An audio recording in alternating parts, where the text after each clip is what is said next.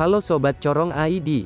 Pertanyaan besar sampai sekarang masih bersarang dalam benak kita semua sebagai pengamat militer terkait perjalanan panjang akuisisi Su-35.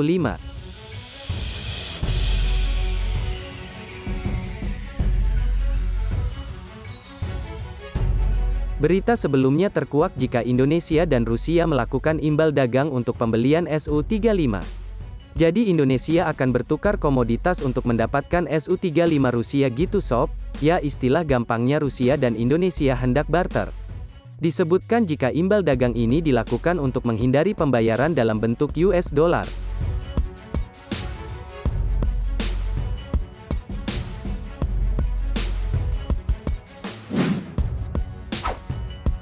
Sahabat sekalian, bisa dikatakan akuisisi alutsista ini sangatlah rumit.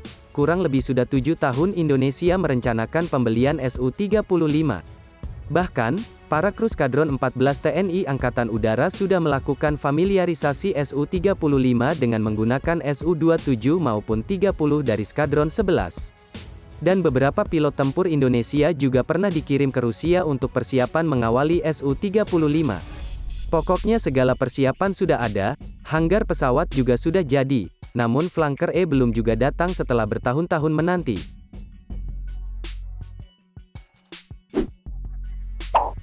Meski pernah dikabarkan jika Amerika Serikat akan menjatuhkan sanksi KATSA ke Indonesia apabila Jakarta masih mau membeli Su-35.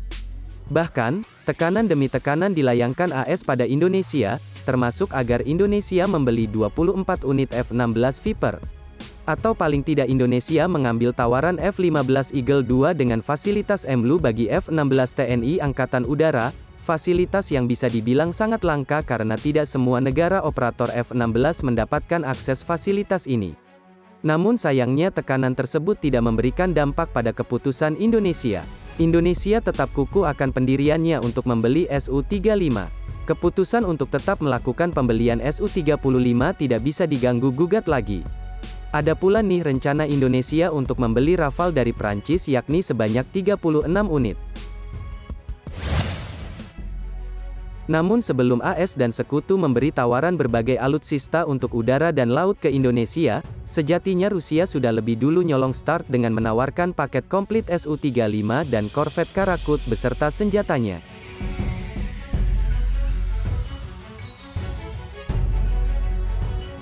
Akan tetapi, Indonesia tak mau buru-buru mengambil Su-35 karena Rusia cuma diam saja melihat ulah China yang melakukan berbagai tindakan pelanggaran perbatasan negara di Laut China Selatan.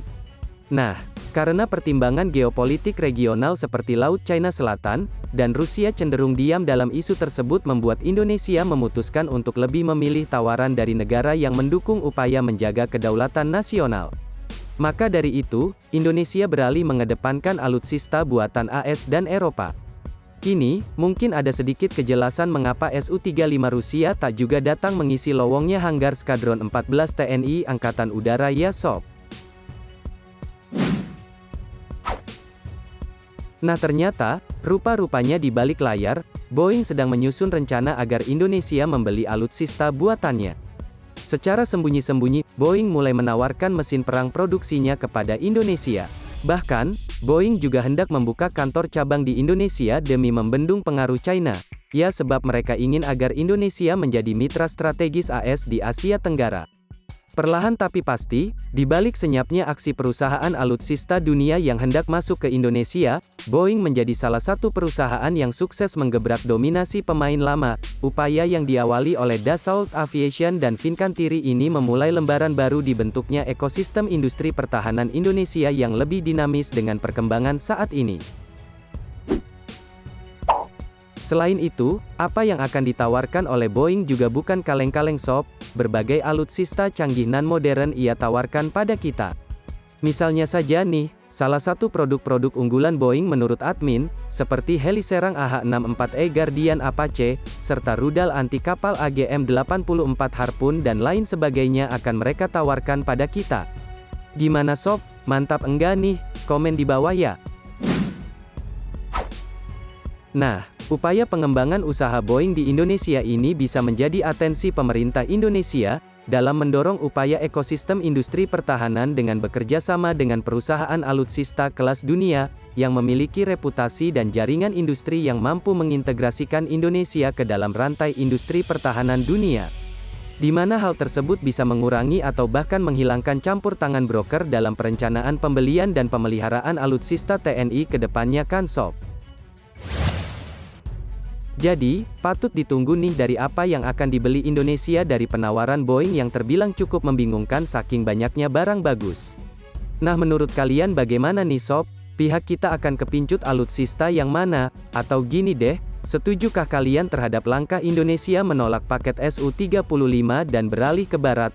Silahkan tulis pandangan kalian terkait hal ini. Sekian dari admin, terima kasih.